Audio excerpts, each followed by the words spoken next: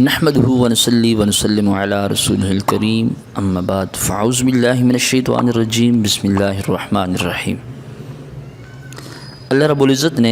عرش کے نیچے ایک فرشتہ پیدا فرمایا ہے جس کا سر انسان جیسا ہے، اس کے 70,000 بازو ہیں اور ہر بازو پر فرشتوں کی ایک ایک جماعت موجود ہے۔ اس کے دائیں رخسار پر سورہ اخلاص اور بائیں پر اشہد ان لا الہ الا اللہ اور اس کی پیشانی پر سورہ فاتحہ لکھی ہوئی ہے۔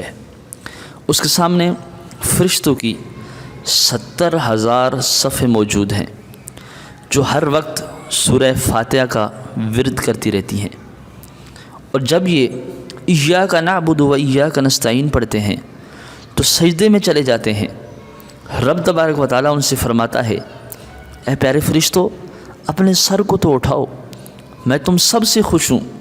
فرشتے یہ سن کر اللہ عز و جل سے عرض کرتے ہیں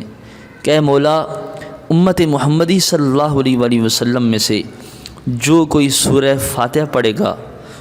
یا رب العالمین تو اس سے بھی راضی ہو جانا۔ اللہ رب العزت ارشاد فرماتا ہے،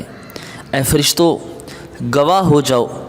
امت محمدی صلی اللہ علیہ وآلہ وسلم میں سے جو بھی بندہ صدق دل سے، اخلاص نیت سے اور میری رضا کی خاطر ایک مرتبہ سورہ فاتحہ پڑھے گا، میں اس بندے سے بھی راضی ہو جاؤں گا۔ محترم سامعین و ناظرین، کتنی پیاری حدیث پاک جو نزہۃ المجالس کے اندر موجود ہے کہ ادھر رب تبارک و تعالیٰ کے پیارے فرشتے امت محمدی صلی اللہ علیہ وآلہ وسلم کے لیے دعا کرتے ہیں کہ مولا امت محمدی صلی اللہ علیہ وآلہ وسلم سے راضی ہو جا۔ تو رب تبارک و تعالیٰ ارشاد فرماتا ہے، جو ایک مرتبہ سورہ فاتحہ دل سے پڑھے گا، اخلاص نیت سے پڑھے گا،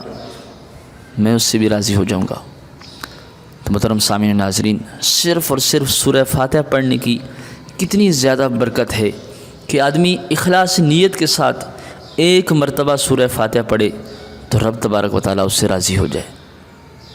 محترم سامعین و ناظرین، جب رب تبارک و تعالیٰ بندے سے راضی ہو جاتا ہے